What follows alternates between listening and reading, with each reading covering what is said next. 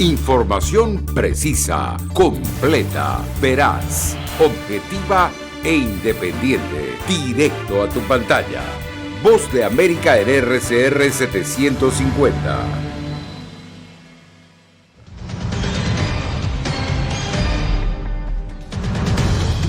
El presidente Biden viajará a Polonia mientras Rusia recrudece su invasión militar a Ucrania. Kiev rechaza ultimátum de Rusia y se niega a entregar puerto de Mariupol. El galón de combustible es que está demasiado alto. Las consecuencias del conflicto en Ucrania en Latinoamérica. Les mostramos la situación en Colombia y Nicaragua. Y un avión comercial se estrella en China con 132 personas a bordo.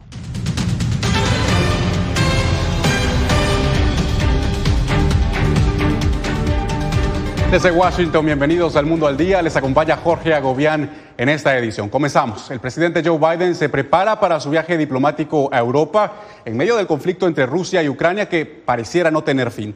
Al viaje a Bruselas, en Bélgica, se añadió ahora un nuevo destino. Para tener más detalles, vamos en vivo con Jacopo Luzzi desde la Casa Blanca. Jacopo, ¿a dónde viajará el presidente? Joe Biden visitará Polonia, miembro de la OTAN, vecino de Ucrania y destino principal de los refugiados. Está previsto que se analice con el presidente polaco Andrzej Duda la crisis humanitaria causada por la guerra. La voluntad aún es de no tener una participación directa de Estados Unidos dentro del conflicto para evitar una tercera guerra mundial. Así lo dijo Jen Psaki, la vocera de la Casa Blanca, quien también dijo que no hay planes de una visita a Ucrania de Biden a pesar de que los ucranianos lo pidieron esto. Cualquier presidente de Estados Unidos que viaje a una zona de guerra requiere no solo consideraciones de seguridad, sino también una enorme cantidad de recursos en el terreno. Pero también el presidente sintió y nuestro equipo de seguridad nacional consideró que podría tener el viaje más efectivo e impactante al convocar estas reuniones con los líderes de la OTAN, el G7 y la Unión Europea en Bruselas para determinar tanto la coordinación militar continua, la coordinación humanitaria y económica, así como visitar Polonia, justo al lado, para hablar de todo. Este lunes, Biden tuvo una llamada telefónica con sus homólogos de Italia, Alemania y Reino Unido para evaluar la respuesta occidental a la invasión rusa, en particular la posibilidad de nuevas acciones contra Moscú. Entre tanto, el Kremlin convocó al embajador estadounidense en Moscú, John Sullivan, para entregarle una queja formal después de que Biden la semana pasada definió a Putin como un criminal de guerra. La tensión es alta, Jorge, pero el Departamento de Estados confirmó por qué aceptó esta convocatoria. Nos has oído decir antes, ese diálogo abierto o la capacidad de entablar un diálogo abierto es crucial, especialmente en tiempos de tensión, especialmente en tiempos de conflicto. Hemos buscado mantener esas líneas abiertas de comunicación. Hemos buscado mantener una presencia diplomática en Moscú. Hemos buscado que los rusos puedan continuar manteniendo una presencia diplomática aquí, en los Estados Unidos.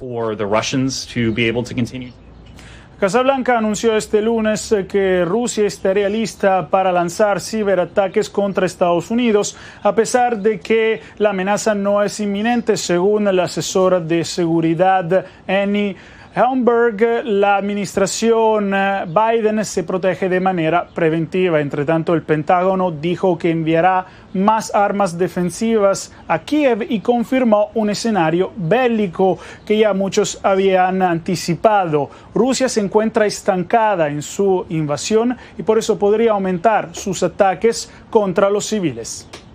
Gracias, Jacobo, por el reporte en vivo desde la Casa Blanca. Bien, y al menos 8 personas murieron en un ataque ruso a un centro comercial en Kiev, la capital de Ucrania. El edificio de 10 pisos fue impactado por una poderosa explosión que pulverizó vehículos en su estacionamiento y dejó un cráter de varios metros de ancho.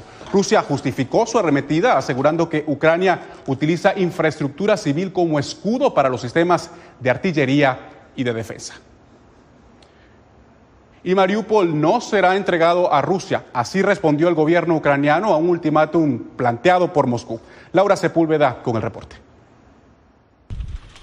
Autoridades ucranianas calificaron los más recientes ataques a Mariupol como actos genocidas y rechazaron el plazo dado por Rusia hasta las 5 de la mañana de este lunes para deponer las armas. El ministro de Defensa de Ucrania insistió en su llamado a otras naciones de que cierren sus espacios aéreos para que los cohetes dejen de caer en parques infantiles. Moscú tiene miedo de nuestro ejército por lo que están luchando contra civiles. Esto es terrorismo de Estado. Por eso hay que detener al Kremlin, porque irá más allá, atacará a otros países. Aseguró que la ofensiva de tropas ucranianas que se ha logrado durante 25 días de conflicto ha destruido a cerca de 500 tanques y más de 1.500 vehículos armados rusos. Por lo pronto, quienes pueden siguen abandonando su país, como este adolescente que se despidió de sus padres, pues uno de ellos es inválido y el otro se quedó para cuidarlo.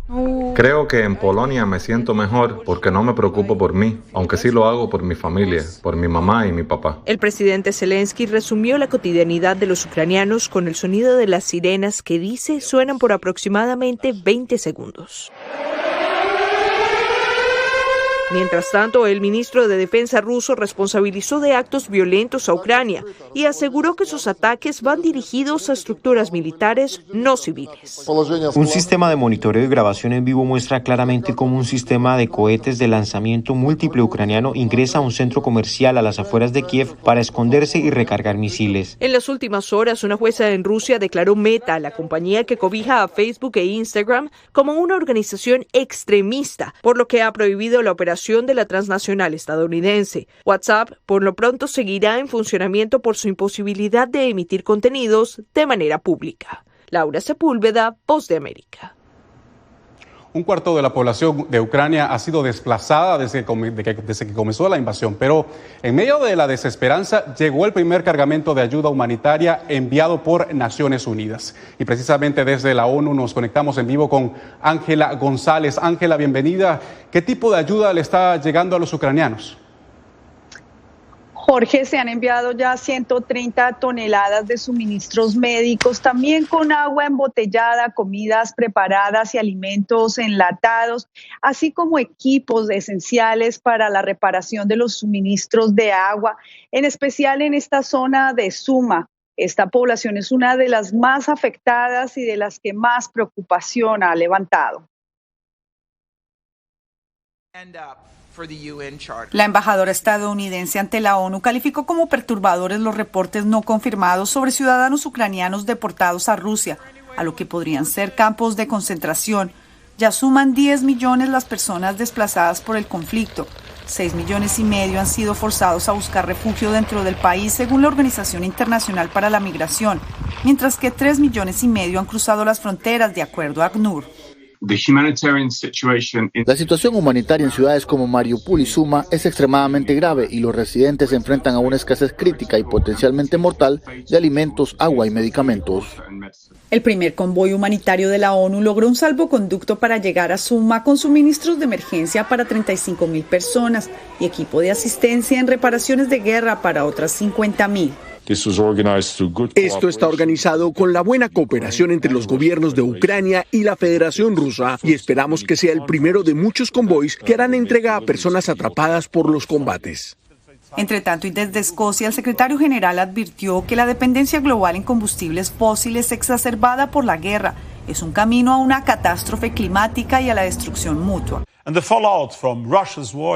Las consecuencias de la guerra rusa en Ucrania corren el riesgo de trastornar los mercados mundiales de alimentos y energía de manera que tengan serias implicaciones para el cambio climático.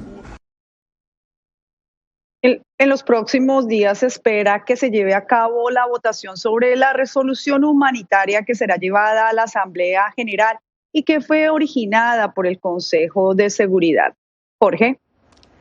Gracias, Ángela, por la información. Seguiremos atentos a esa información. Bien, y ahora revisamos el panorama del impacto que tiene en nuestra región el conflicto ucraniano. Vamos a empezar en Colombia, donde comienzan ya a encarecer los precios de algunos productos agrícolas. Es Jair Díaz quien nos reporta. La invasión de Rusia a Ucrania ha traído efectos devastadores en la economía. América Latina no es la excepción. La llegada a Colombia de insumos agroquímicos provenientes de estos dos países ha disminuido. según el Ministerio de Hacienda. Este tipo de circunstancias pueden llevar a elevar los costos de esos productos y con ello contribuir a un incremento de los precios del sector agropecuario en el mundo entero. La Sociedad de Agricultores de Colombia, SAC, asegura que uno de los fertilizantes más escasos en la actualidad es la urea, que proviene en un 42% desde Rusia y ha elevado los costos de ciertos productos de la canasta familiar. Si las condiciones de hoy se mantienen de aquí a 3-4 meses, evidentemente sufrirán los costos de producción de los agricultores colombianos. Jorge Bedoya, director de la SAC, señala que la coyuntura tiene un tinte de incertidumbre bastante alto, teniendo en cuenta que Colombia elevó su costo de vida en los últimos años. A enero la inflación anual en el país se ubicó en 6,94%, mientras que en los alimentos llegó a 19,94%. Pues habrá más costos para nuestros productores, eso puede llevar a que se reduzca la utilización de fertilizantes y eso conduce a menores productividades por hectárea o también a menores siembras. Según el Ministerio de Hacienda, los productos que podrían sufrir más escasez son las hortalizas, la papa, el arroz, la caña de azúcar y el maíz. Jair Díaz, Voz de América, Bogotá. Mientras tanto, en Nicaragua también son obvias las consecuencias del conflicto. Donaldo Hernández nos reporta sobre el descontento de los ciudadanos por el aumento del precio del combustible. Llenar el tanque de gasolina es un sacrificio para miles de nicaragüenses, quienes resienten el alza en los precios a raíz de la invasión rusa en Ucrania. Bueno, ahorita voy a poner 20 litros, pues, pero ya siento que no puedo, pues, con la carga de combustible. El costo del galón de combustible es que está demasiado alto. Ya no estamos ganando ni para comer, pues. Los ciudadanos critican al gobierno porque Nicaragua es el único país centroamericano que no ha implementado un subsidio para amortiguar el impacto en el precio de los hidrocarburos. Demasiadamente me ha golpeado la situación. Ahora le hago una pregunta, ¿qué podemos hacer? Y lo más grave es que no veo una solución a corto plazo. Pues. Nos está afectando porque la gente no tiene dinero. A la ausencia de un subsidio se suma que Nicaragua sigue siendo uno de los países de la región con los combustibles más caros, según explica el economista Michael Marenco. La verdad es que es bastante cuestionable el tema de la ausencia de políticas alrededor de esto. ¿Qué se debería hacer entonces? Pues naturalmente políticas de acompañamiento, sean subsidios o regulación. El gobierno nicaragüense, por su parte, anunció este fin de semana que los precios de los combustibles y del gas licuado permanecerán congelados hasta el 26 de marzo, pero aún no contempla implementar un subsidio. Donaldo Hernández, Voz de América.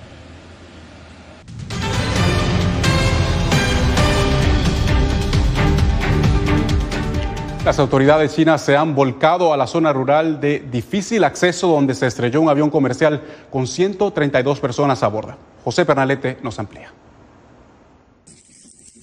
La Administración China de Aviación Civil informó este lunes sobre la precipitación a tierra de una aeronave Boeing 737 de la empresa China Eastern Airlines con más de 130 personas a bordo entre pasajeros y tripulación. El avión se estrelló en una zona montañosa al sur de la nación asiática. La televisión central de China, estación oficial de ese país, informó sobre el desarrollo del despliegue de rescatistas para las labores de búsqueda en la zona de impacto. Nuestros reporteros se enteraron del Departamento de Manejo de Emergencias de Guangxi que hubo un accidente que involucró un avión de pasajeros Boeing 737 de Eastern Airlines con 132 personas a bordo en el condado de Teng, en Guangxi. Las autoridades aún no informan sobre las posibles causas del siniestro. Tampoco confirman sobre el hallazgo de sobrevivientes en el área. La aerolínea aseguró que en el registro de pasajeros no hay personas extranjeras en el vuelo nacional. Hasta ahora, un equipo de rescate de 120 vehículos y 622 miembros ha llegado al lugar del accidente. El sitio está rodeado por 3 lados por montañas sin acceso a la fuente de electricidad, por lo que las condiciones de iluminación son muy malas. Operadores en el manejo de incendios forestales informaron sobre columnas de humo en la zona sin señales de vida entre los escombros. La aerolínea activó una línea de emergencia para la asistencia a familiares de las víctimas. José Pernalete, Voz de América. Y aquí en Estados Unidos, el Comité Judicial del Senado dio inicio este lunes a 4 días de audiencias para evaluar la nominación del presidente Biden de la jueza Ketanji Brown Jackson, la primera mujer negra que aspira a ser miembro vitalicio de la Corte Suprema de Estados Unidos. Los demócratas que controlan el Senado planean que este proceso sea lo más rápido posible y aunque no necesitan los votos republicanos, buscan despejar dudas sobre la nominada del presidente Joe Biden. Y en busca de 2 millones de nuevos votantes, en eso está una coalición de organizaciones aquí en Estados Unidos. La intención es persuadir a 2 millones de residentes permanentes a naturalizarse en tiempo para que puedan votar en las próximas elecciones de medio término que están previstas para noviembre. Verónica Villafañe nos tiene los detalles. Se estima que en los Estados Unidos hay más de 9 millones de residentes permanentes elegibles para hacerse ciudadanos y más de 2 millones de ellos viven en California. Por eso, organizadores iniciaron en Los Ángeles una gira nacional para promover la iniciativa Naturalizar a 2 millones para 2022. Queremos que esas personas hacer ese llamado a acción para que se movilicen y se hagan ciudadanos, no solamente por hacerse ciudadanos y ayudar a sus familias, pero también para que puedan lograr el voto en estas elecciones de medio término. Nancy Flores es la subdirectora de la Asociación Nacional para Nuevos Estadounidenses, que está impulsando el esfuerzo junto a una coalición de ciudades y más de 50 organizaciones proinmigrantes. Flores señala la importancia de California, que tiene un fondo de $25 millones para ayudar a residentes permanentes de bajos ingresos a realizar trámites de naturalización. Este fondo estatal está apoyando a los inmigrantes para pagar las cuotas de naturalización, que sabemos que es una barrera muy grande para muchas personas en nuestra comunidad. La gira está haciendo su recorrido por el país con la ayuda de mariachis y relatos personales de inmigrantes para incentivar a quienes puedan a iniciar el trámite de naturalización. Hace 15 años que me hice ciudadano americano y en los últimos 15 años he votado todas las elecciones locales, estatales y federales. Y eso, dice Flores, es parte de la misión. Esta campaña ve la naturalización como una estrategia para incrementar la participación democrática. Verónica Villafañe, Voz de América, Los Ángeles.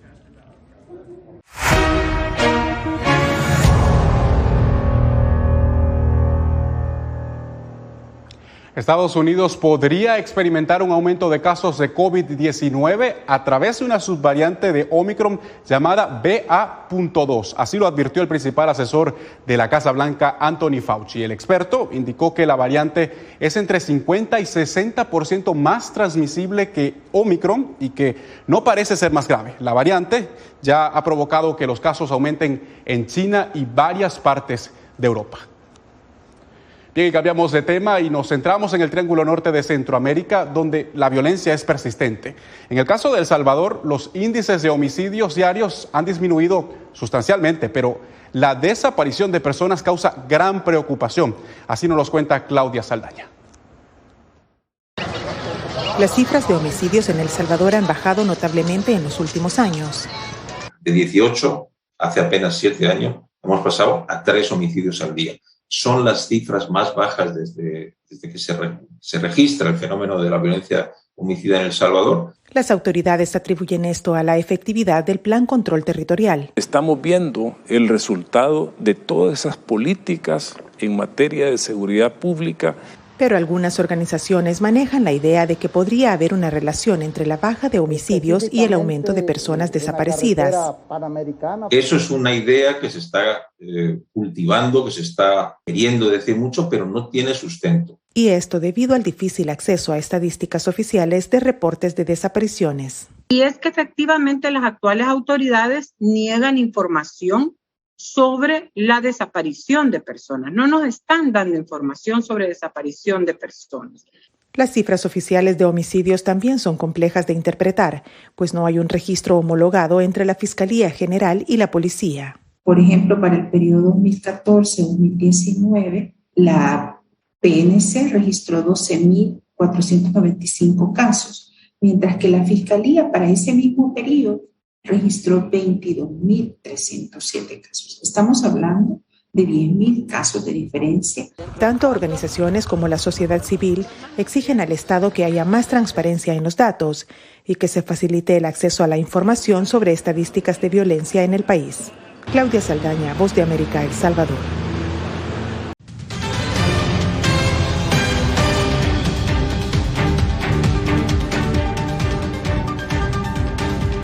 Pocos conocen que rusos y ucranianos echaron raíces hace 8 décadas en el corazón de Katia. Esa es una zona popular en la capital de Venezuela. Ese es el tema que exploró nuestro corresponsal en Caracas, Álvaro Algarra. Ya quedan muy pocos, pero luego de la Segunda Guerra Mundial, decenas de rusos y ucranianos escaparon del terror del régimen comunista soviético, recorrieron medio mundo y se establecieron en Venezuela. Altavista en Katia fue el lugar de acogida de muchos en Caracas. Unas 300 familias provenientes de Rusia se establecieron entre 1945 y 1960 en la zona. Luego de un largo recorrido en búsqueda de lo que queda de esa comunidad y de ver 3 iglesias ortodoxas desconocidas para muchos, muy cercanas una de la otra, encontramos cerca de la calle Ucrania a Nicolás Hanail Hartman, un ruso venezolano de 69 años, quien es uno de los rusos o hijos de rusos que aún queda en el área. Estamos regados rusos, ucranianos, polacos, yugoslavos.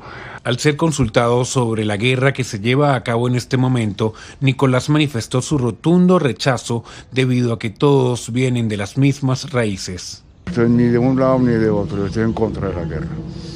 Y a mí me parece que esto es algo que no debería haber sucedido, porque son hermanos que están matándose entre sí para nada. De igual forma aprovechó la oportunidad para enviar un mensaje en idioma ruso y en español para que den por concluido el conflicto. Не убивайте больше наших людей. No maten a nuestra gente. Estos testimonios son una declaración del arraigo y sentido de pertenencia de estos catienses que resguardan con orgullo el legado de sus familias y de su cultura. Álvaro Algarra, Voz de América, Caracas. Ella es Amelia, una niña ucraniana cuya interpretación del tema Frozen en un búnker en Kiev se hizo viral. Amelia conmovió al mundo nuevamente al entonar el himno nacional de Ucrania durante un concierto benéfico en una ciudad polaca. El dinero recaudado fue destinado a organizaciones humanitarias que apoyan a las víctimas de esta invasión rusa a Ucrania. Les informó Jorge Agobián.